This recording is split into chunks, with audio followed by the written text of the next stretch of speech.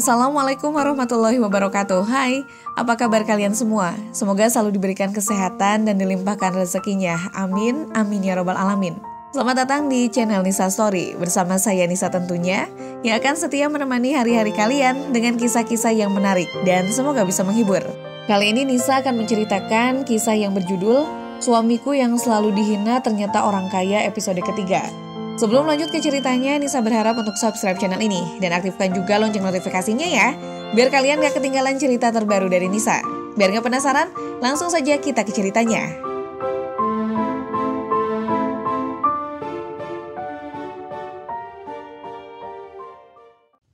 Di basement kami berjalan menuju deretan sepeda motor yang terparkir. Tadi sebelum berangkat ke acara galuh, aku bertanya kepada Mas Han, kenapa tidak lagi menyewa Mercedes-Benz seperti waktu itu? Sewanya mahal, balas Mas Han. Kami pun akhirnya menaiki sepeda motor butut itu. Di tengah perjalanan, kami tidak banyak bicara. Kamu malu pakai motor ini? Tanya Mas Han. Enggak, aku menjawab pendek. Sama sekali aku tidak malu, hanya saja aku tidak akan rela jika saat bertemu Mbak Vivi dan Mbak Rara serta suami-suaminya, mereka kembali mengejekku dan Mas Han. Tak meleset, sesuatu yang ku takutkan terjadi, bahkan mengundang keributan. Namun, aku puas karena mereka menuai ganjaran yang setimpal. Motor Mas Han diparkir dekat dengan tiang beton. Dia itu mengeluarkan kunci dari saku celana kain hitamnya, lalu mendorong motor untuk keluar dari himpitan kendaraan di kiri kanannya. Namun saat Mas Han menaiki sepeda motornya, dia kembali turun sebelum akhirnya mengecek bannya yang kempes. Sebelumnya, aku sama sekali tidak curiga, tapi setelah melihat dua-duanya ban motor Mas Han bocor, pikiran negatif tumbuh. Aku curiga seseorang sengaja melakukan ini. Mas, kok bisa bocor semuanya? Kenapa aku atau jarum mungkin? Jawab Mas Han. Tapi tadi pas nyampe kan enggak Mas? Mas Han tersenyum lalu berkata, kita dorong sampai nemu bengkel.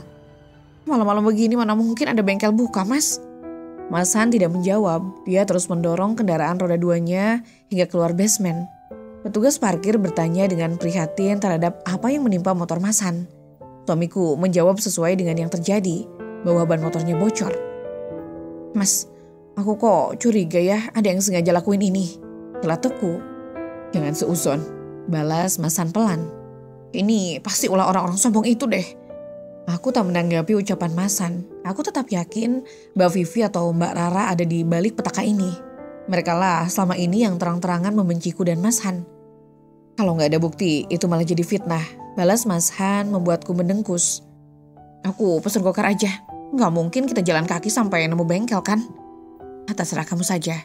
Mas Han menjawab pelan, pandangannya lurus ke depan. Tapi motornya nanti gimana? Simpan ini saja, besok aku ambil. Ucap Mas Han. Nggak takut hilang. Motor jelek begini, siapa yang mau ambil? Mas Han tersenyum. Aku tak menanggapi, tanganku sibuk di layar ponsel. Setelah memesan ojek, kami duduk menunggu di pembatas jalan. Kamu lapar? Aku mengangguk setelah Mas Han bertanya. Kita singgah makan ya? Aku mengembuskan napas. Pengen sih, tapi aku pengen cepat pulang dan tidur Mas. Jadi gimana? Aku pesan online aja. Tak lama kemudian mobil pesananku datang. Kami masuk, Mas Han langsung merebahkan kepalanya ke bangku mobil yang didudukinya, lalu memejam. Aku menatap lekat wajah Mas Han. Lelaki ini masih menyimpan banyak misteri yang membuatku begitu penasaran. Saat dihina dan diejek oleh orang-orang itu, Mas Han lebih banyak diam. Namun kejadian-kejadian tak terduga justru terjadi setelahnya. Aku yakin Mas Han berada di balik semua itu. Aku juga yakin bahwa dia bukan orang seperti yang selama ini aku kenal, yang tampak polos dan jarang bicara. Aku harus mencari tahu. Di perjalanan, aku memesan makanan untuk diantar ke rumah. Kami sampai setelah menempuh perjalanan hampir setengah jam. Kami makan setelah makanan datang, lalu bersih-bersih sebelum akhirnya menunaikan kewajiban 4 rakaat yang tertunda. Di atas sajadah, aku tertidur setelah sholat, masih mengenakan mukena lengkap. Pukul setengah 12 malam, di mana Mas Han? Aku bangkit lalu mencari Mas Han, namun tidak aku jumpai pria itu di mana-mana. Hingga aku dikejutkan oleh suara Mas Han di ruang tamu. Kamu bangun? Pria itu tengah menatap kaligrafi Arab di dinding. Kenapa belum tidur? Sebentar lagi, kamu duluan, ucapnya. Aku tersenyum. Jangan malam-malam. Iya, Aku berbalik dan memasuki kamar. Saat menaiki ranjang, tak sengaja pandanganku tertuju pada koper Masan. Ingin aku sekali lagi melihat foto di dalam koper itu. Aku bergegas turun, lalu melangkah ke arah pintu dan menguncinya. Dengan cepat aku membuka koper Masan, namun aku justru mendapatkan benda lain yang menarik perhatianku. Dari balik baju-baju Masan, menyembul sebuah buku tipis. Sejak kapan Masan suka menulis diari? Penasaran, aku pun membuka buku tersebut. Dahiku berkedut saat di lembar pertama melihat 2 foto pria. Satu foto wajahnya disilang dengan spidol hitam, satu lagi tidak. Tidak ada keterangan apa-apa mengenai 2 foto tersebut. Hingga akhirnya jantungku berdegam saat membuka lembar selanjutnya dan mendapati 4 foto dengan keterangan akan kusiksa mereka perlahan-lahan. Aku membeliak melihat deretan foto itu. Ternyata adalah kakak-kakakku dan suami-suami mereka. Banyak tanya berkelindan di dalam kepala. Dari mana Mas Han mendapatkan foto mereka? Sebegitu dendamkah Mas Han hingga berniat menyiksa mereka? Menyiksa? Benarkah Mas Han akan melakukan itu? Siapa bilang kamu boleh menyentuh barang pribadiku? Aku terkejut luar biasa oleh suara Mas Han. Dan itu berjalan mendekat lalu mengambil benda di tanganku. Aku masih tidak habis pikir bagaimana Mas Han bisa masuk. Bukankah pintu sudah kukunci? Maaf Mas, ucapku gugup. Ada rasa bersalah dan takut menyelusup di dalam hati. Mas Han memandangiku lekat dan tajam. Tatapanku beralih pada pintu. Masih tidak habis pikir dengan cara Mas Han masuk sedangkan pintu terkunci. Mas, aku benar-benar minta maaf. Ulangku merasa bersalah. Jangan ulangi lagi, ucapnya lalu berderap menuju kopernya. Mas, pria yang sudah berjongkok itu menoleh. Apa yang akan kamu lakukan sama mereka? Aku bertanya ragu. Pria itu berdiri lalu berjalan mendekatiku. Mereka akan menerima balasan. Bukannya itu yang kamu mau? Kamu akan menyiksa mereka? Tanyaku khawatir. Pikiranku terpaut pada siksaan seperti apa yang ada di film-film psikopat dan Tyler. Aksi-aksi anarkis pembalas dendam adalah yang memenuhi kepala. Mas Han tertawa pelan. Memangnya aku tampak seperti orang kejam? Aku menelan ludah. Tentu saja tidak. Mas Han adalah laki-laki baik dan lemah lembut. Tapi Mas Han menulis, "Sudah, ayo tidur," ajaknya lalu menghamparkan tikar persegi 4 di atas lantai. Aku terdiam, pikiran takut masih mengusik hati. Sebelum akhirnya aku menepisnya, setiap kali melihat Mas Han tidur di lantai, rasa bersalah itu selalu hadir. Tak berapa banyak dosaku karena tak kunjung memberikan hak suami. Pagi ini aku bangun awal, sebuah rencana sudah aku susun, meski kurang yakin. Bangun titi Mas Han adalah jalan satu-satunya untuk mencari tahu siapa dia sebenarnya. Benarkah dia bekerja sebagai tukang sayur, sebagaimana yang dirinya katakan sama ini? Setelah kejanggalan-kejanggalan tentang Mas Han terlihat, aku merasa ragu siapa lelaki itu sebenarnya. Aneh bukan? Seorang istri bahkan tidak tahu siapa dan apa latar belakang suaminya. Saat tengah memasak, Mas Han ke dapur. "Kamu sudah bangun?" Dia itu tidak menjawab, hanya tersenyum. Dia duduk di depan meja yang sudah siap kopi hitam kegemarannya. Mas Han memejam sembari menghirup aroma kopi di hadapannya. Usai sarapan, Mas Han bersiap-siap dan berangkat. Pukul 5 pagi, dia memang seawal itu saat berangkat bekerja. Katanya pasar ikan dan sayur ramai pengunjung di jam-jam subuh. Setelah Mas Han menghilang, aku segera kembali ke kamar untuk mengambil jaket. Kemudian berlari ke arah rumah Ibu Nurul, pemilik kontrakan. Tadi sebelum subuh, aku sudah mengechatnya untuk menyewa sepeda motor miliknya. Beruntung, beliau tidak akan pergi kemana-mana hari ini. Setelah mendapat kunci dari Ibu Nurul, aku memacu kendaraan tersebut. Namun, aku kehilangan jejak Mas Han. Beruntungnya, aku tahu tempat kerja Mas Han. Aku langsung ke sana. Aku bertanya kepada seseorang di mana lapak Mas Han. Aku terdiam saat orang yang kutanya menunjuk lapak suamiku. Bukan Mas Han yang berjaga, tapi orang lain. Aku semakin penasaran, kemana Mas Han pergi? Bukannya dia berangkat lebih dulu? Aku pun segera menghampiri orang tersebut. "Mas Han di mana?" Tanyaku. "Pak Han, kamu siapa?" Aku temannya," jawabku terbata. Pak Han tidak pernah awal datang ke sini, palingan jam 8 atau 9. Jawabnya yang membuatku terkejut. Jam 8 atau 9? Iya, memangnya ada perlu apa? Biar nanti saya sampaikan. Aku menggeleng. Enggak ada Mas. Mas tahu dia kemana?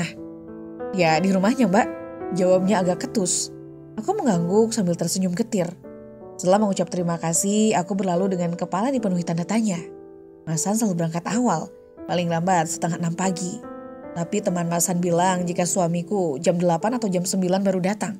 Mas Han membohongiku. Akhirnya aku memutuskan untuk pulang. Besok aku akan kembali mengikuti Mas Han, kali ini tidak boleh gagal. Sesamanya di rumah, ponselku berdering, ibu menelpon. "Nad, kamu bisa bantu ibu?" Ibu bertanya sambil menangis. "Ibu kenapa? Ada apa, Bu?" tanyaku cemas. Ibu butuh uang, Nad. Vivi dan suaminya masuk rumah sakit, dipukuli orang, Nad." Tangis ibu pecah. Aku tersentak. Mbak Vivi dan Mas Kevin dipukuli orang. Entah mengapa, seketika pikiranku terpaut pada Mas Han dan rencananya yang dia tulis di buku kecil miliknya. Aku menelan ludah, rasa takut menjalari tubuh. Mungkinkah Mas Han yang melakukannya? "Nah," suara ibu membangunkanku dari lamunan. "Kamu ada uang kan? Ibu minta tolong ya. Mbakmu dan suaminya harus dirawat, butuh biaya," ucap ibu. Ada kejanggalan yang membuatku sedikit berat untuk membantu ibu. Aku memang punya tabungan. Mas Han setiap minggu memberikan aku uang untuk belanja kebutuhan dapur. Jumlahnya tidak menentu, tapi cukup banyak mengingat kami hanya tinggal berdua. Namun kenapa ibu meminjam kepadaku? Bukankah Mbak Rara dan suaminya lebih tajir dan memungkinkan untuk ibu meminjam kepada mereka? Lagi pula, masa iya Mbak Vivi dan Mas Kevin tidak memiliki tabungan sama sekali? Emangnya separah apa sakit mereka? Iya ada Bu, tapi aku harus minta izin Mas Han dulu," balasku. "Suamimu di mana?" tanya ibu. "Mas Han kerja." "Ya udah, buruan kamu telepon." Suara ibu terdengar memaksa, rasa engganku kian terlipat-lipat. Namun aku menyugesti diri agar tetap bersikap baik supaya ibu tidak marah. "Aku nggak ada pulsa, Bu. Mas Han pakai HP center," ucapku. Terdengar decakan dari seberang sana. "Emang ya suamimu itu katro banget." Hatiku tercubit oleh ucapan ketus ibu. Bahkan saat ibu membutuhkan bantuan padaku, dia tetap menunjukkan rasa tidak sukanya. "Bu, kenapa ibu berkata kayak gitu?" "Ya iya, ini nih tahun berapa Nadia? Orang sudah pakai Android semua. Suamimu malah masih pakai HP center. Jadul banget." "Bu, Mas Han juga menantu ibu. Ibu dan ayah jodohin aku sama Mas Han." "Ayahmu yang ngotot, ibu si ogah." Aku mendengkus, ingin rasanya mematikan sambungan telepon. Tapi ibu segera mengeluarkan suara lagi. "Jadi gimana? Kamu jadi minjemin ibu uang kan?" "Ibu harusnya bisa jaga ucapan." "Berani ya kamu ceramahin ibu?" Suara ibu meninggi. "Enggak Bu, siapa yang ceramahin? Ibu sih bikin aku kesal." "Kamu ini Nadia, cepat. Kalau bisa bilang bisa, kalau enggak ya udah ibu matiin teleponnya." Aku menelan ludah. Padahal sudah aku katakan pada ibu kalau aku harus minta izin dulu. "Minta izinnya nanti aja Nadia. Kamu ada berapa uangnya?" usul ibu membuatku terdiam. 5 jutaan. "Ya sudah, sini semuanya ibu pinjam." "Iya Bu." "Kamu antar ke RS Bayangkara ya, ibu tunggu." Belum sempat aku menjawab, ibu sudah memutus sambungan telepon. Aku masih gamang antara langsung bertemu ibu di rumah sakit atau membeli pulsa terlebih dahulu agar bisa menghubungi Mas Han.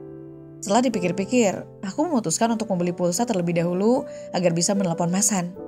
Lokasi kontak terdekat hanya berjarak 300-an meter dari rumah kontrakanku. Dengan berjalan kaki, aku mendatangi kios yang menjual pulsa dan beragam aksesoris ponsel. Lekas, aku menghubungi Mas Han setelah pulsa masuk. "Assalamualaikum Mas." "Waalaikumsalam, ada apa?" Mas Han menyahut. Terdengar suara seorang perempuan tidak jauh dari Mas Han berada. Entah mengapa pikiranku menjadi kacau. Ingatanku terlempar pada nama Liliana yang malam itu Mas Han sebut saat menelepon seseorang. "Halo." Begini Mas, Mbak Vivi dan Mas Kevin masuk rumah sakit. Mereka dipukuli orang, ibu mau minjem uang, boleh kan?" "Pinjam uang?" Mas Han terdengar terkejut. "Ya boleh kan, uang tabungan aku," jawabku. "Terserah kamu. Kalau gitu aku mau langsung temui ibu di rumah sakit ya Mas." "Jangan, tunggu aku dulu, aku juga mau ke sana," ucap Mas Han. "Kamu jam berapa pulangnya?" "Biasanya Mas Han pulang sore." "Bagaimana kalau ibu kembali menelepon dan marah-marah?" "Aku usahakan pulang awal," jawab Mas Han. Rasa khawatir itu masih ada ketika panggilan masuk dari ibu. "Mas, ibu menelepon. Dari tadi ibu udah gak sabar nyuruh aku ke sana. Gimana dong?" Ya udah, kamu duluan. Rumah sakit apa? Bayangkara, Mas. Oh, kamu hati-hati. Tukas Mas Han. Iya. Panggilan telepon aku matikan. Panggilan ibu juga sudah berakhir. Aku segera menuju lemari dan mengambil dompet di mana uang itu berada di sana. Ada perasaan ragu berkelindan di dalam dada. Dengar dering ponsel, aku melihat nama yang berdenyar di layarnya. Kenapa ibu tidak sabaran banget? Iya, Bu. Kamu udah berangkat? Ini lagi siap-siap, Bu. Ya udah cepetan, Nad. Iya. Aku menghirup napas dalam-dalam, mendapati ibu begitu tidak sabar agar aku segera menemuinya. Sambil bersiap, aku memesan ojek online. Beberapa menit berselang, suara klakson terdengar dari depan. Aku berjalan dan mendapati seseorang berseragam khas ojol sudah siap di depan teras. Mbak Nadia, tanyanya sambil menunjukku. Aku mengangguk dan dia memberikan helm padaku. Motor melaju setelah aku naik, butuh puluhan menit untuk sampai ke tempat tujuan. Saat sampai, aku menyerahkan uang cash pada driver ojol itu, lalu memberikan helm miliknya. Ternyata ibu sudah menunggu di depan pintu utama rumah sakit. Ibu tampak gelisah. Kamu lama banget, celetuknya. Kesini itu jauh, Bu. Aku bukan jin yang bisa ngilang gitu aja, balasku dengan perasaan kesal. Ibu mendengkus. Mana uangnya? Ibu mengeluarkan tangannya. Aku segera mengambil uang 5 juta yang sudah kuikat dengan karet gelang dari dalam tas. Mbak Rara sama Mas Darwin di mana? Tanyaku sambil berjalan menuju lorong rumah sakit. Ada di dalam. Mereka yang banyak uang, kenapa minjem sama aku yang miskin ini? Ucapku menyindir. Mereka sering sekali mengejekku dan Mas Han gara-gara miskin. Mereka lagi gak pegang uang. Gak masuk akal, ngakunya orang kaya tapi gak pegang uang. Kamu kalau gak ikhlas bilang saja. Aku mengembuskan napas. Ibu udah tahu kalau Mbak Vivi dan suaminya bohongin ibu. Tapi ibu masih aja belain mereka. Jangan ungkit-ungkit yang udah lalu. Mereka udah minta maaf dan berjanji untuk ngulangin lagi. Jawabnya. Rasanya aku ingin tertawa. Secepat inikah ibu percaya lagi pada mereka? Sementara padaku, sikap ibu tetap saja seperti ini. Ibu berhenti di depan sebuah ruangan, kemudian ibu masuk. Aku mengikutinya dari belakang. Sudah ada Mbak Rara dan Mas Kevin di sana. Mereka melihatku seolah-olah aku musuh mereka. Mbak Vivi dan Mas Kevin terbaring di ranjang yang berdekatan. Ada perban dan lembab di beberapa bagian tubuh mereka. Sebelum mendekati keduanya, aku mengedarkan pandangan ke seluruh ruangan. Ruangan ini luas. Mereka yang katanya tidak punya uang, kenapa memilih pelayanan mewah? Mbak, sapaku sambil tersenyum. Mbak udah baikan kan? Baikan apanya? Sakit semua ini badan aku. Ucapnya ketus. Aku memilih diam dengan hati menggerutu. Halo, aku menoleh pada Mas Darwin yang tengah menelpon. Sementara ibu menyerahkan uang hasil pinjaman dariku kepada Mbak Rara. Yang benar, Mas Darwin terkejut. Wajahnya tampak marah. Terima kasih infonya, Pak. Mas Darwin menatapku setelah menurunkan ponselnya. Sekarang kita tahu siapa otak dari penganiayaan kepada Kevin dan Vivi. Ucapnya. Siapa? Ibu bertanya terbata. Mas Darwin menatapku dengan lekat, aku menelan ludah. Mereka kini memandangku seolah-olah akulah tersangkanya. Sihan, suaminya Nadia, ucap Mas Darwin. Aku menggeleng, tidak percaya. Gak mungkin. Itulah kenyataannya. Orang suruhan suamimu sudah dibekuk polisi dan mengaku. Polisi akan secepatnya meringkus suamimu. Aku masih tidak terima dengan kenyataan yang baru saja aku dengar. Meski ada sekelabat dugaan kalau Mas Han memang melakukannya jika mengingat tulisan di buku kecil miliknya. Pokoknya aku pengen secepatnya Han masuk penjara. Kik Mbak Vivi. Aku mematung dengan tubuh membeku. Mas Han, kenapa kamu melakukan pembalasan sekejam ini?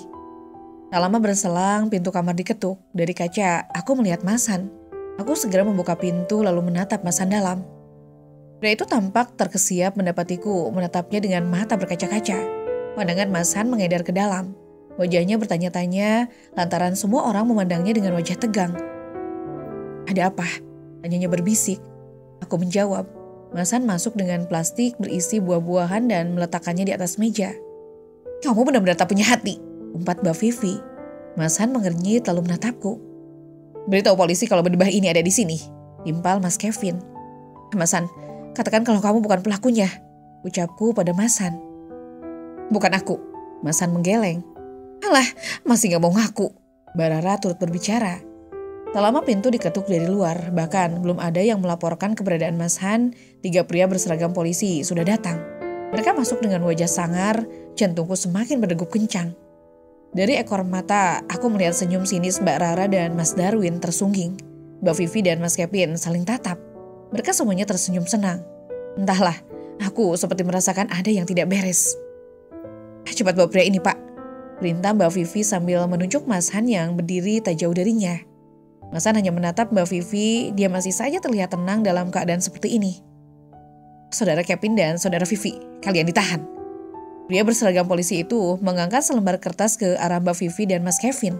Semua orang terbelalak, sama sepertiku yang belum mengerti kenapa justru mereka yang polisi tahan. Apa maksud Anda, Pak? Mas Kevin yang semula terbaring lemah, kini bangkit seperti orang yang mendadak sehat. Iya, Pak, kalian salah orang. Dia pelaku yang menyuruh orang memukul saya dan suami saya.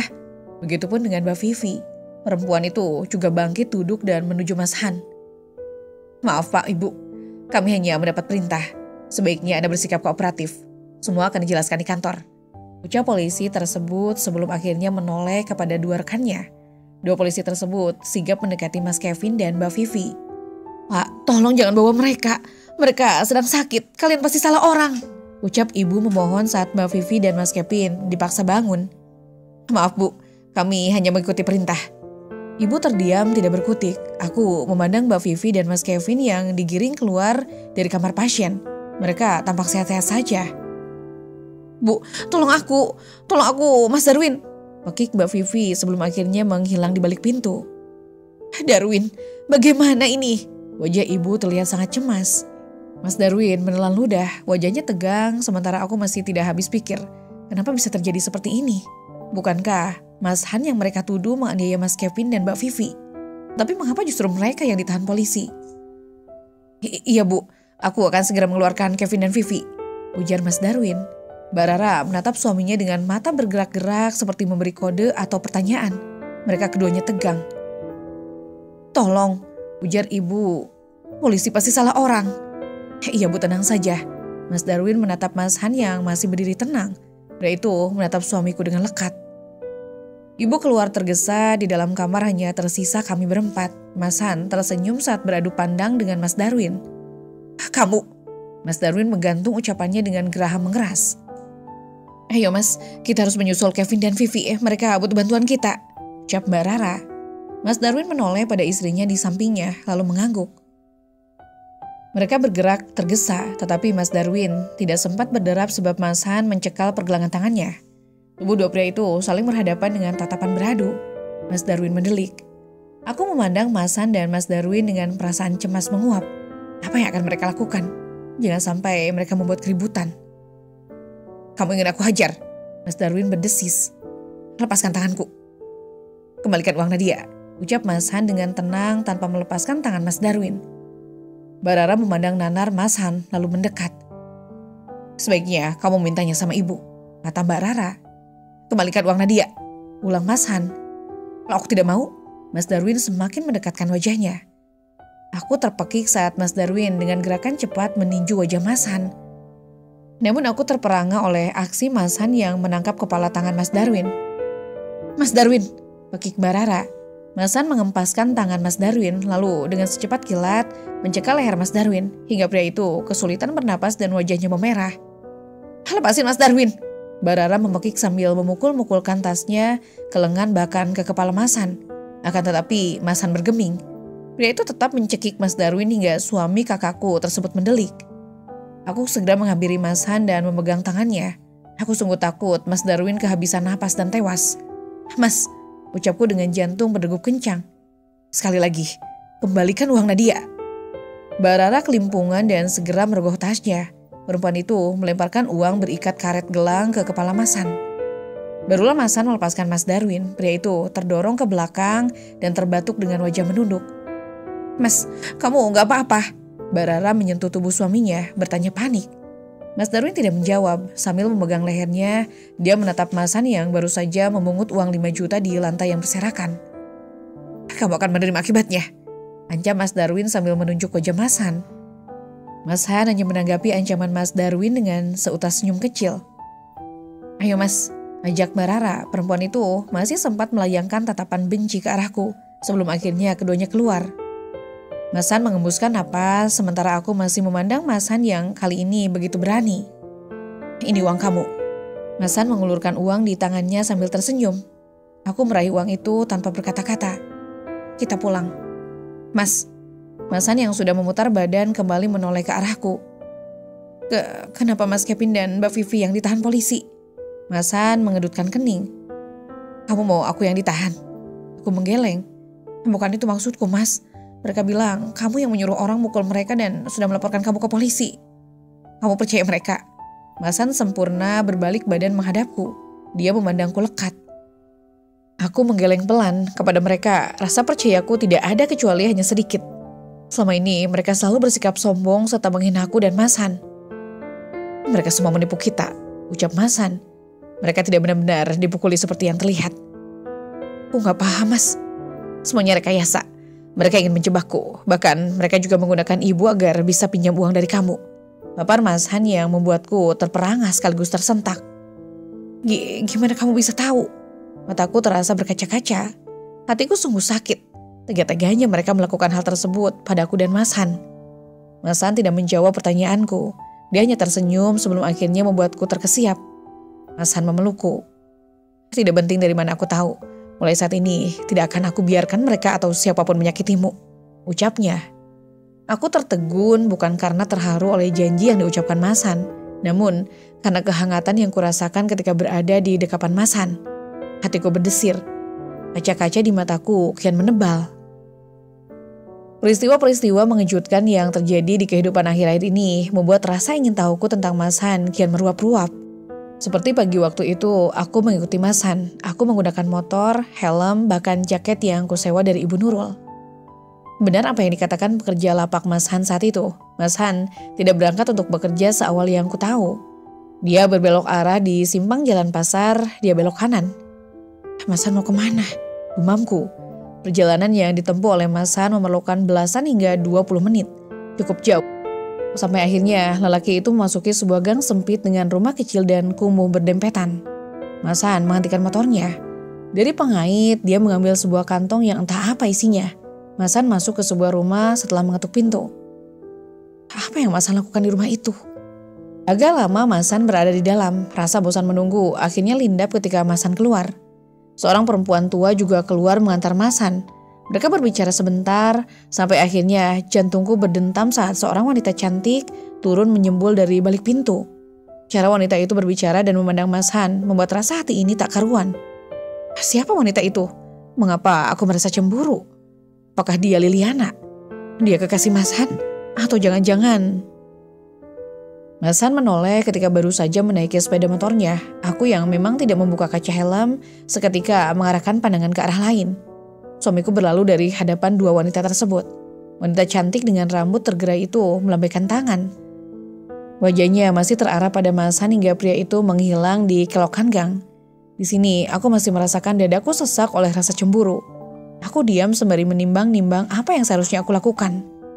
Aku berjibaku dengan rasa gamang hingga akhirnya aku memutuskan untuk menemui dua wanita tersebut dan bertanya siapa mereka dan apa yang Mas Han lakukan.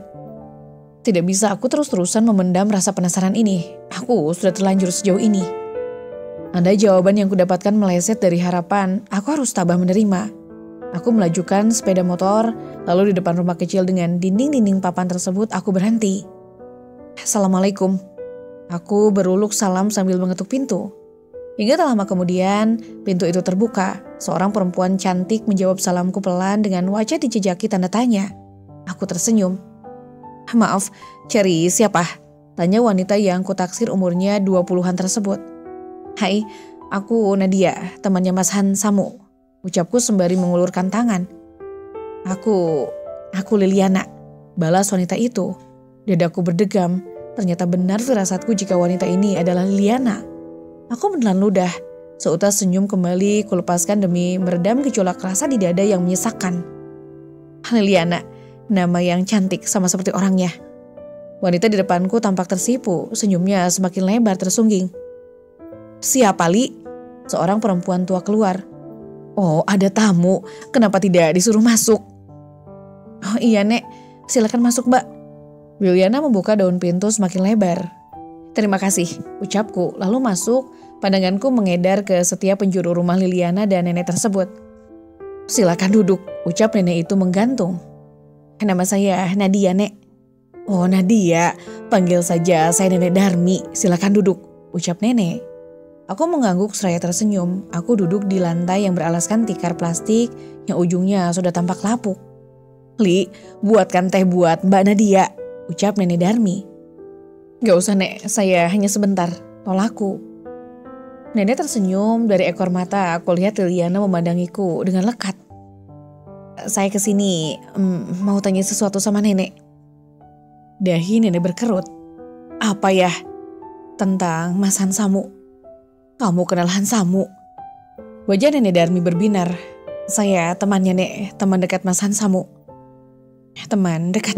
Suara Liliana terdengar menimpali. Wajahnya tampak tidak secerah sebelumnya. Ada yang aneh dengan wanita itu. Iya. Mas Hans selalu cerita apa saja kepadaku. Kenapa dia tidak cerita tentang Mbak? Aku memandang wanita itu. Aku tersenyum kecil. Wajah Liliana tampak menyimpan kecewa. Dulu saya memang teman dekat Mas Han. Tapi sekarang saya jarang ketemu, bahkan jarang kontakan sama dia. Ralatku. Jadi apa yang mau Nadia tanyakan?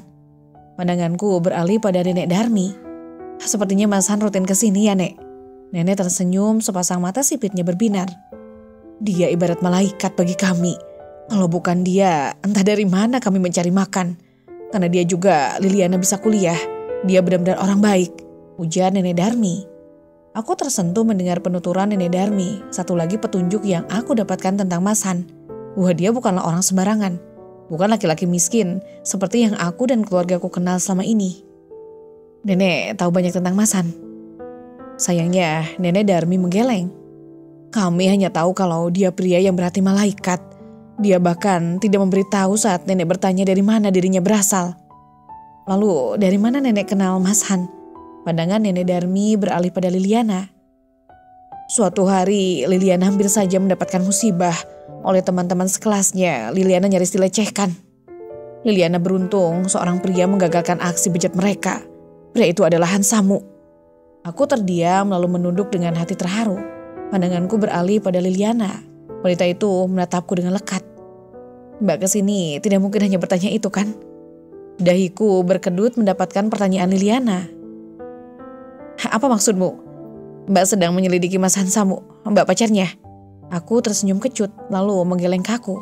Bukan, aku hanya teman Mas Han. Oh, syukurlah. Ucap Liliana dengan senyum lebar dan mata berbinar. Dari sepasang netra bulat itu dapat aku tahu jika dia memiliki rasa pada Mas Han. Ada sekelabat pikiran jika Liliana dan Mas Han memiliki hubungan spesial. Jika memang itu benar, aku tidak tahu seperti apa beratnya hari-hari yang akan kulalui setelah ini. Kalau begitu, saya permisi. Kenapa buru-buru? Tanya Nenek Darmi. Masih ada kerjaan lain, Nek. Aku bangkit dan menyalami dua wanita tersebut, Liliana dan Nenek Darmi. Mengantarku hingga teras. Aku mengucap salam dan melangkah menuju sepeda motor. Namun Liliana mengikutiku. Mbak, ucapnya. Ya, Mbak teman dekat Mas Han. Tentu tahu apakah dia punya pacar atau tidak. Aku tertegun oleh pertanyaan yang Liliana lontarkan. Ingin rasanya aku memberitahukan hal yang sebenarnya. Tapi aku ragu. Aku sejak awal sudah mengaku hanya teman dekat Mas Han. Enggak, setahuku Mas Han gak punya pacar. Benarkah? Wajah Liliana berbinar. Aku mengangguk. Kamu pacarnya Mas Han. Dia menggeleng lemah. Mas Han hanya menganggap aku adiknya. Itu sebabnya aku tak pernah mengutarakan rasa sukaku sama Mas Han. Ucapnya membuatku terhenyak. Tapi aku yakin Mas Han suatu saat nanti menyadari kalau aku mencintainya. Bukan sekedar cinta seorang adik pada abangnya, tapi sebagai cinta seorang wanita kepada lawan jenisnya. Hatiku terasa kebas, entah bagaimana terlukanya Liliana jika tahu bahwa Mas Han dan aku telah menikah. Amin, semoga saja. Makasih Mbak. Iya. Lagi aku mengangguk. Tolong jangan beritahu Mas Han kalau aku datang ke sini. Oke. Perempuan itu mengangkat ibu jarinya tersenyum lebar. Aku menaiki motor sebelum akhirnya kendaraan roda 2 itu melaju. Sepanjang jalan, pikiranku terus saja terpaut pada Liliana dan ucapannya. Ketika sampai di rumah dan setelah mengembalikan barang-barang milik Bu Nurul, Aku segera membuka koper Mas Han demi melihat foto yang tempo hari kutemukan di dalamnya. Foto itu masih ada di paling dasar koper. Ternyata benar, di foto itu adalah Mas Han, Samu, dan Liliana. Mereka tampak tertawa lebar dengan latar gerobak pedagang kaki lima. Setelah sekian lama memandangi foto Mas Han dan Liliana, aku mengembalikannya ke tempat semula. Di atas ranjang buluk, aku menjatuhkan diri, kemudian memejamkan mata. Pikiranku benar-benar kacau saat ini. Hingga beberapa menit berselang, aku mendengar suara kendaraan berhenti di depan rumah. Aku segera bangun dan keluar. Dahiku mengenyit saat melihat Mas Darwin keluar dari dalam mobil. Detik berikutnya, aku terkejut ketika dua orang berpakaian seperti preman datang menggunakan sepeda motor. Firasatku tidak enak. Aku segera menghambur ke arah pintu untuk menguncinya. Namun Mas Darwin tiba di depan pintu lebih cepat. Pria itu mendorong pintu dengan keras hingga terbuka. "Mau apa kamu kesini?" Alih-alih menjawab, Mas Darwin justru tertawa. Sebelum akhirnya mataku membulat ketika melihat sebilah pisau kecil pria itu keluarkan dari balik pinggangnya. Pria itu memindai benda tajam di tangannya dengan seringai menyeramkan. Apa yang akan kamu lakukan?" Aku bertanya terbata, berjalan mundur dengan langkah patah-patah. Degup jantungku semakin tak karuan ketika dua pria berpenampilan preman tersebut masuk. Seringai kejam mereka lepaskan saat menatapku. "Jangan macam-macam, atau aku akan teriak." Mas Darwin malah tertawa. "Silakan teriak sekuat kamu, karena aku tidak akan segan-segan menancapkan pisau ini ke lehermu." Aku menelan ludah, rasa takut menjalari seluruh tubuh. "Di mana Han?" Aku tidak menjawab pertanyaan Mas Darwin. Pelan aku terus melangkah mundur hingga akhirnya tubuhku memepet pada lemari di depan dinding kamar. Ada beberapa barang di atasnya, figura, tisu, dan vas kecil berisi bunga plastik. "Oh iya, pasti si tukang sayur lagi kerja," ucap Mas Darwin. Dia itu semakin mendekat diikuti oleh dua orang pria yang kuyakini sengaja dibayar Mas Darwin. Otakku terus berusaha untuk melajukan perlawanan. Tidak ada tujuan lain, Mas Darwin pasti berniat jahat. "Sampaikan pada Han, cabut laporannya untuk Kevin dan Vivi. Vivi itu iparnya saudaramu." Sekarang aku tahu tujuan Mas Darwin datang menemuiku. Namun untuk permintaannya aku benar-benar tidak rela. Aku ingin Mas Kevin dan Mbak Vivi merasakan balasan atas perbuatannya selama ini pada aku dan Mas Han. Aku menggeleng, tubuhku terasa gemetar. Aku mau mereka merasakan sakit seperti yang aku dan Mas Han rasakan sama ini, balasku. Mendengar jawabanku, Mas Darwin tersenyum miring. Dia melangkah, jaraknya semakin dekat. "Aku sudah meminta dengan baik-baik, tapi kamu memaksaku meminta dengan cara kasar, Nadia," ucapnya.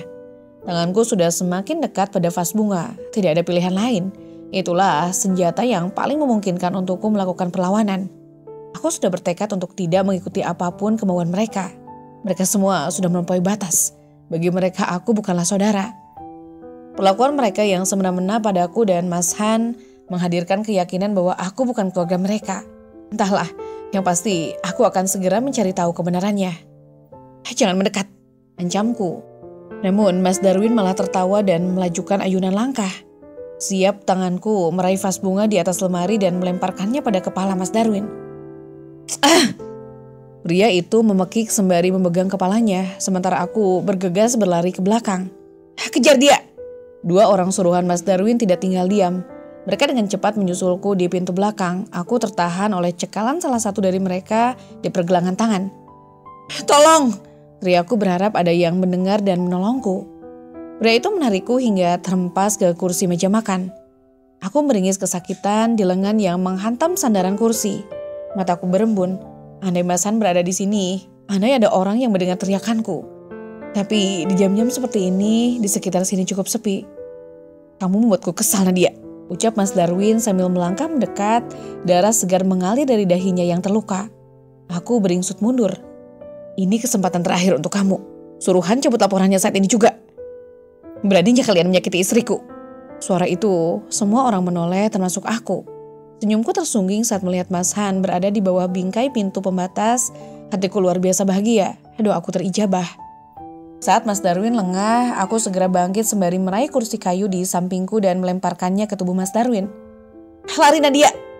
Aku segera menuruti perintah Mas Han melewati pintu belakang. Beruntung tidak ada yang mengejarku. Namun langkahku berhenti saat mendengar suara orang berkelahi di dalam rumah. Bagaimana mungkin aku meninggalkan Mas Han? Dia seorang diri menghadapi 3 orang itu. Kecil kemungkinan Mas Han bisa menang. Apa yang harus aku lakukan? Dengan perasaan takut, aku berbalik dan mengintip ke dalam. Alangkah bahagianya saat kulihat satu orang sudah tergeletak. Mas Han tampak baik-baik saja. Satu pria berbadan tegap, suruhan Mas Darwin, mendekat ke arah Mas Han dengan sikap awas. Aku menunduk, takut untuk melihat. Gedebuk, suara tinju dan hantaman terdengar. Aku memejam sambil terus berdoa dalam hati agar Mas Han baik-baik saja. Saat tak terdengar suara lagi, aku kembali menengok ke dalam. Pria kedua juga tergeletak. Namun, aku tak habis pikir ketika Mas Han membiarkan Mas Darwin yang lari terbirit-birit begitu saja. Pria itu segera memasuki mobil sebelum akhirnya kendaraan itu melaju. Dua orang suruhan Mas Darwin bangkit, lalu berjalan tertatih. Lagi-lagi Mas Han hanya memandang mereka tanpa berkata-kata. "Mas, kamu nggak apa-apa?" tanyaku saat berada di dalam. Mas Han menggeleng dengan seutas senyum lembut. Aku baru menyadari jika Mas Han berpakaian sedikit rapi dari biasanya. Pikiranku terlempar pada saat dia menemui Liliana dan Nenek Darmi. "Kamu baik-baik saja kan?" "Iya," aku menjawab pendek. "Syukurlah. Kenapa kamu biarin mereka begitu saja?" Mas Han hanya tersenyum sembari menatapku lamat-lamat. Aku memang tidak bisa mendebak jalan pikiran Mas Han. Dia selalu punya kejutan. Meski begitu, aku tidak rela mereka lepas begitu saja. "Kenapa Mas Han pulang awal?" "Untuk apa kamu mengikutiku?" tanya Mas Han, membuatku tergeragap. Kenapa dia bisa tahu kalau tadi aku mengikutinya? Apakah Liliana yang mengadu pada Mas Han? "Kamu udah gak jujur sama aku, Mas." Mas Han mengembuskan napas lalu menyugar rambutnya. "Banyak banget yang kamu sembunyikan dari aku," sambungku. "Maafin aku. Siapa kamu sebenarnya?" "Suatu saat nanti kamu juga akan tahu, Nadia." Aku menghela napas. Mas Han selalu begini. Apa susahnya memberitahu? "Kamu kaya, Mas, tapi kenapa kamu masih aja memilih hidup seperti orang miskin? Kamu gak suka aku seperti ini." Aku cuma muak dan benci terus-terusan dihina. Di ujung kalimatku, aku terisak. Pikiranku kembali terseret pada saat kakak dan ipar-iparku menghinaku. Sesak di dada kembali hadir. Mas Han diam. Usai menatapnya, aku beranjak untuk membereskan rumah yang berantakan. Kali ini, aku juga merasa kesal terhadap Mas Han. Setelah semua kembali rapi, aku beranjak ke kamar.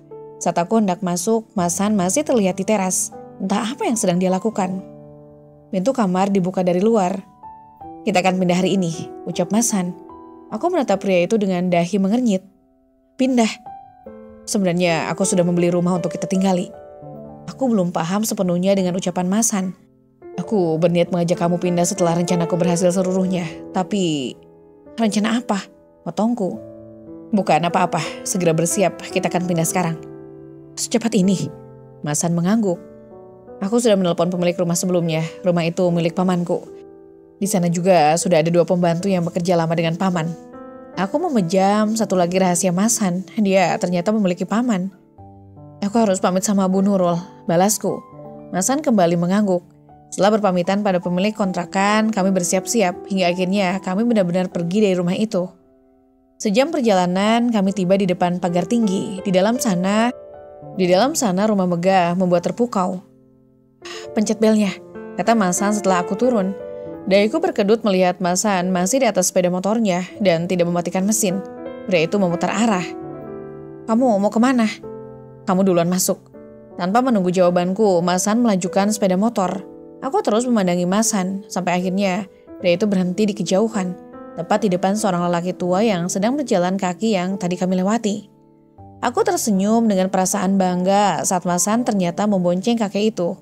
Hingga sejurus kemudian suara pagar dibuka. Seketika aku menoleh, terkejut melihat siapa yang membuka pagar. Mataku membulat. Ngapain kamu di sini?" "Mbak Rara." Aku tertegun melihat Mbak Rara adalah orang yang membuka pagar. Teringat apa yang Mas Darwin lakukan padaku tadi, emosiku menguap. Aku memencangkan tatapan nanar padanya. Namun, aku akhirnya memilih menahan amarah agar tidak menimbulkan keributan. Mataku memindai Mbak Rara dari ujung rambut hingga ujung kaki. Perempuan itu berpenampilan tidak semodis biasanya. Kepalaku digelantungi beragam tanya mengapa Mbak Rara bisa berada di sini. Ataukah mungkin dia memiliki hubungan dengan paman Mas Han? "Kamu tuli apa?" Aku terbangun dari lamunan oleh suara melengking kakakku tersebut. Benakku masih bertanya-tanya tentang mengapa Mbak Rara bisa berada di sini. Bukankah seharusnya dia bekerja? Ya, setahuku Mbak Rara bekerja sebagai pegawai kantoran. Katanya untuk membantu perekonomian keluarga. Meski Mas Darwin sudah memiliki usaha. Mbak Rara memang mulai bekerja beberapa bulan terakhir. Dia berkata pada ibu dan semua orang di rumah itu bahwa dia ingin meringankan beban Mas Darwin, makanya dia memilih bekerja. Mbak Rara juga sering memamerkan nominal gaji yang diterimanya setiap bulan, katanya 5 juta lebih. Gaji besarnya kemudian dia jadikan bahan perbandingan dan olok-olokan untukku yang hanya bekerja sebagai penjaga minimarket saat itu. Sebelum akhirnya aku resign setelah menikah dengan Mas Han. Bukan inginku berhenti bekerja, tetapi sebab permintaan Mas Han. Dia bilang mencari nafkah adalah kewajiban seorang suami. Mbak Rara, kenapa ada di sini? Harusnya aku yang tanya. Belum sempat aku menjawab, Mbak Rara tertawa dan kembali berkata, "Oh, aku tahu. Pasti lagi nyari kerjaan ya. Jadi pembantu. Mendingan cari di tempat lain aja. Di sini nggak nyari pembantu lagi." Mbak kok bisa tahu kalau di sini nggak butuh pembantu lagi? Mendengar pertanyaanku, Mbak Rara jadi gelagapan. Sepertinya ada yang dirinya sembunyikan. Pemilik rumah ini adalah kolega Mas Darwin. Sama-sama pengusaha. Jadi aku kenal baik sama istrinya. Aku kesini dalam rangka silaturahmi, ucapnya dengan sombong. Sekali lagi, aku memindai penampilan wanita di depanku. Ada yang aneh. Ucapan Mbak Rara sangat bertolak belakang dengan penampilannya yang kulihat saat ini. Bagaimana aku tidak merasa janggal? Jika Mbak Rara dalam kesehariannya saja berpenampilan layaknya orang kaya, memakai emas, berlian, kenapa saat bertemu kolega bisnis suaminya penampilannya seperti ini? Pikiranku menjelajah kemana-mana, hingga mengerucut pada asumsi jika Mbak Rara di sini bekerja. Mbak hari ini nggak kerja. Emangnya kamu siapa? Pakai nanya-nanya aku kerja apa enggak? Aku bebas, jabatanku di kantor cukup tinggi. Aku mengangguk-anggukan kepala, sepertinya menyenangkan mengikuti permainan Mbak Rara. Aku ingin tahu apa reaksinya saat dia tahu kalau aku dan Mas Han akan tinggal di sini. Tapi aku pengen kerja di sini, Mbak. Tolong izinin aku ketemu sama pemilik rumah ini ya, please. Aku pura-pura menghibah kepada Mbak Rara. Seperti dugaanku, kesombongan Mbak Rara semakin berlipat ganda. Perempuan itu tertawa jumawa sambil berkecap pinggang. Mendingan kamu pulang, Nadia. Pemilik rumah sudah bilang tidak menerima pembantu lagi.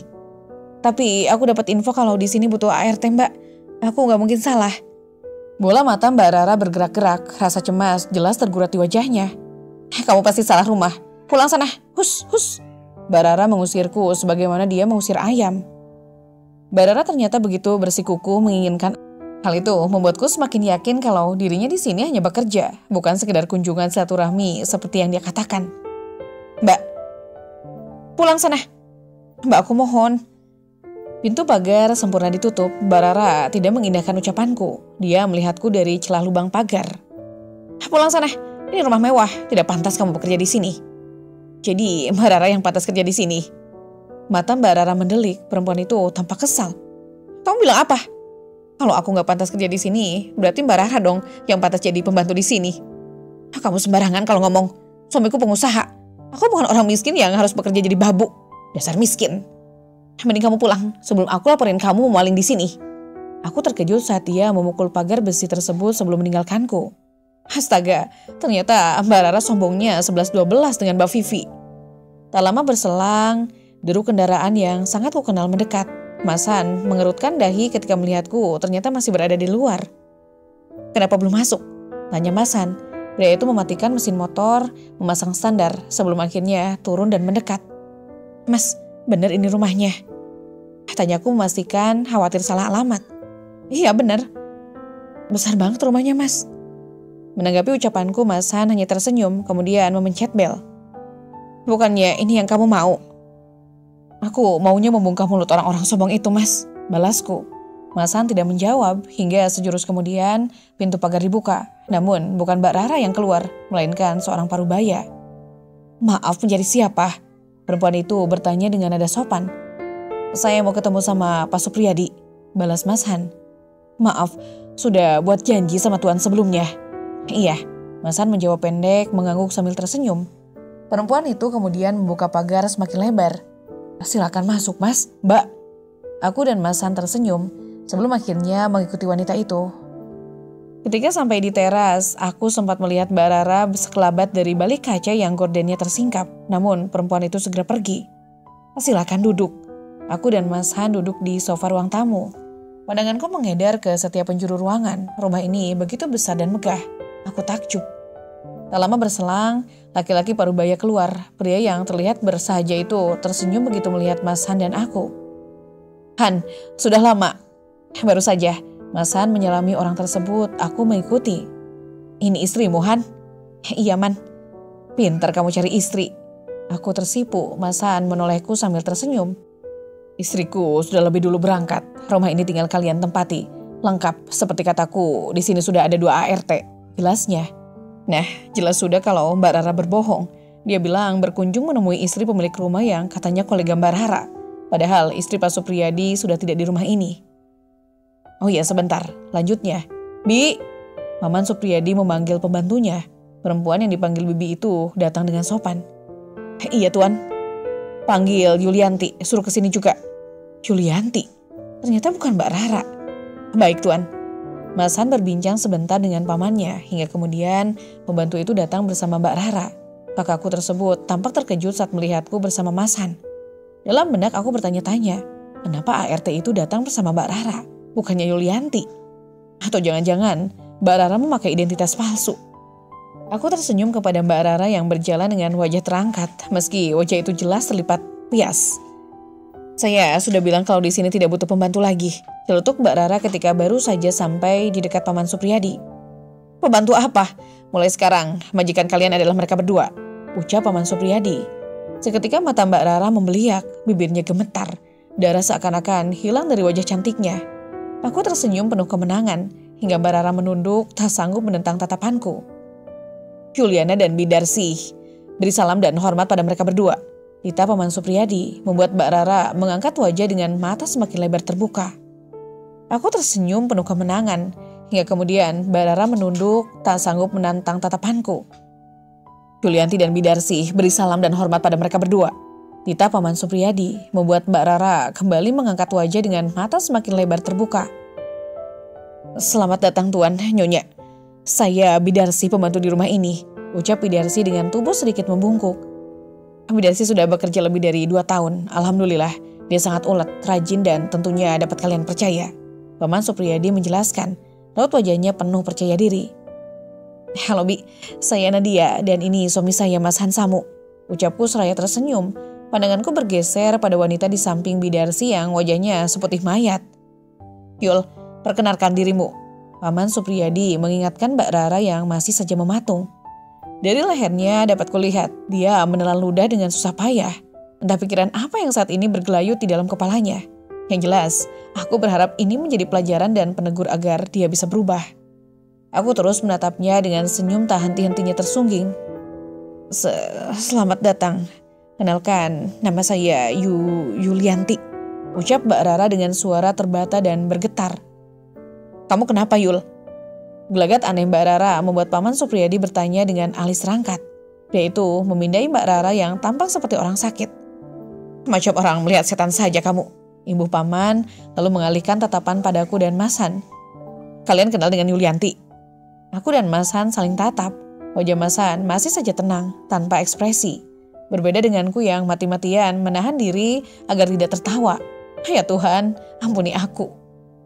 Saya tidak kenal, ucap Mas Han santai. Lalu, kenapa kamu seperti ketakutan, Yul? Tidak apa-apa, Tuan, jawab Mbak Rara. Kedua tangannya meremas ujung baju yang dirinya kenakan. Kamu aneh, gumam Paman Supriyadi. Yuli bekerja di sini kalau tidak salah 4 bulan. Suara Paman menggantung lalu menoleh pada Mbak Rara. Benar kan, Yul? Tanpa suara Mbak Rara menanggapi pertanyaan Paman Supriyadi dengan anggukan kaku. Dia lumayan bisa diandalkan, dia pulang setiap hari, sambung Paman. Kalau begitu, saatnya aku pamit karena aku bukan lagi pemilik rumah ini. Baik, terima kasih Paman, saut Mas Han. Oh ya, setiap tanggal 1 aku menggaji mereka, imbuh Paman. Oke Man. Keduanya berjabat tangan dan berpelukan hingga akhirnya Paman Supriyadi berjalan keluar. Bidarsih dan Mbak Rara masih setia berdiri di dekat sofa. Biar saya bawakan koper sama tasnya Nyonya, ucap Bidarsih tanpa ku minta. Nggak usah Bi, tolakku. Pandanganku bergeser pada Mbak Rara. Aku mau siapa nama kamu? Aku lupa. Bukannya menjawab, Mbak Rara malah mendelik dengan sepasang mata memerah. Aku tahu dirinya sedang menahan malu dan rasa kesal. Ada sepercik rasa kasihan dan tidak tega. Tetapi begitu teringat kelakuan melampaui batas mereka, aku ingin sekali membalas. Karena aku yakin Mbak Rara tidak lama lagi akan berhenti bekerja. Yul, aku berpura-pura mengingat. Yuliantinya, timpal Bidarsi. Oh iya, Yulianti, tolong bawakan ini ke kamarku ya. Bidarsi menyenggol lengan Mbak Rara sebab dia hanya diam saja. Barulah perempuan itu melangkah dan membawa koper milik Mas Han dan tas milikku. Tidak usah Bi, biarkan dia bawa semuanya sendiri. Larangku ketika Bidarsi hendak membantu Mbak Rara. Baiknya, Bidarsi mengangguk dengan sopan. Sebenarnya aku merasa sedikit lucu saat dipanggil dengan panggilan Nyonya. Tapi biarkan saja dulu. Aku ingin sekali Mbak Rara juga memanggilku seperti itu. Rasanya seperti mimpi. Dendamku pada kakakku itu begitu mudahnya terbalas tanpa harus repot-repot mengarahkan pikiran dan tenaga. Yul, jangan cepat-cepat jalannya dong. Teriakku pada Mbak Rara yang sudah jauh dengan langkah cepat. Kulirik Mas Han yang tidak acuh. Dia hanya menyapukan tatapan pada setiap jengkal rumah. Mbak Rara berhenti melangkah, menungguku dan Mas Han saat kami tepat berada di belakangnya. Perempuan itu kembali melangkah hingga kemudian berhenti di depan pintu kamar bercat coklat. Ini kamarnya, tanyaku. Tidak ada yang menyahut baik Mbak Rara maupun Mas Han. Pria itu hanya mengedikkan bahu. Yul, betul ini kamarnya? Yul, jawab ketika istriku bertanya, ucap Mas Han. Iya, suara Mbak Rara terdengar sangat pelan, nyaris tak terdengar. Kamu mau panggil istriku apa? Mas Han kembali bersuara. Ulangi lagi. Mbak Rara tampak takut, matanya berkaca-kaca. Iya, Nya. Nah, gitu bagus. Mbak Rara menelan ludah, kemudian ia membuka pintu kamar. Lagi-lagi aku dibuat takjub dengan pemandangan kamar yang tersuguh. Sungguh begitu besar dan megah. Aku dan Mas Han duduk di tepi ranjang, sementara Mbak Rara menaruh tas dan koper di dekat lemari. Rasa canggung membuatnya seperti orang kebingungan. Mau kemana? Tanyaku pada Mbak Rara saat perempuan itu melangkah menuju pintu. Mbak Rara berhenti. Keluar, jawabnya agak ketus. Buatkan teh hangat dan kopi hitam. Mbak Rara menatapku dengan lekat. Ada api dendam yang berkobar di sepasang matanya. Bisa kan bikin kopi? Mbak Rara akhirnya mengangguk dan pergi dari hadapan kami. Mas, makasih, ucapku tersenyum. Mas Han menoleh hingga wajahnya berjarak begitu dekat dari wajahku. Ada desir aneh yang kurasakan di dalam sini. Napas Mas Han menyapu wajahku. Aku menelan ludah. Enggak perlu berterima kasih, aku suamimu. Ucapan Mas Han terdengar seperti teguran bagiku. Benarkah aku ini istrinya? Sementara aku tidak pernah memberikan hak batin Mas Han. Mas, aku minta maaf. Mas Han mengernyit sebelum akhirnya pria itu merengkuh kepalaku ke dalam dekapannya. Kenapa minta maaf? Tanyanya lirih. Aku selama ini... Oh, soal itu. Mungkin Mas Han segera menyadari maksud dari ucapanku yang menggantung. Aku melepas diri dari dekapannya, menatap wajah suamiku lamat-lamat, lalu mengangguk pelan.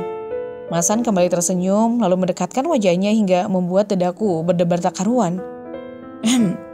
Suara deheman membuatku seketika menoleh ke arah pintu. Rupanya Mbak Rara cepat sekali dia membuat kopi dan tehnya. Sebuah dering ponsel membuat Mas Han yang hampir saja terlelap karena kelelahan kembali membuka mata. Pria itu bangkit setelah mengenakan pakaian miliknya. Aku menatap Mas Han dengan perasaan lega dan bahagia. Mulai saat ini, tidak ada lagi rasa mengganjal yang akan membuatku merasa bersalah. Karena aku akan seutuhnya menjadi istri yang selayaknya bagi Mas Han, yang akan berbakti dan siap melayani setiap kebutuhannya. Mas Han keluar membawa telepon genggamnya setelah memandangku sekilas. Lama sekali Mas Han keluar. Aku yang sebelumnya terlelap kembali terjaga, tetapi Mas Han tidak kutemukan di sampingku. Kemana Mas Han? Gumamku. Jam dinding menunjuk angka 12, artinya Mas Han sudah keluar sejak 2 jam lalu. Aku bangkit duduk lalu turun dari ranjang. Sebaiknya aku membersihkan diri, pikirku. Usai membersihkan diri, mengenakan pakaian lengkap, aku kembali ke ranjang. Sembari memainkan ponsel, aku men-scroll media sosial. Tidak sengaja, sebuah berita pembunuhan lewat di beranda medsosku. Seorang pria ditemukan tewas di sebuah rumah kosong. Anehnya, wajah pria itu tidak disensor. Kayak pernah lihat. Aku memperbesar gambar korban itu, seraya mengingat-ingat di mana aku pernah melihatnya. Ya, wajah itu familiar. Aku pernah melihatnya, tapi di mana?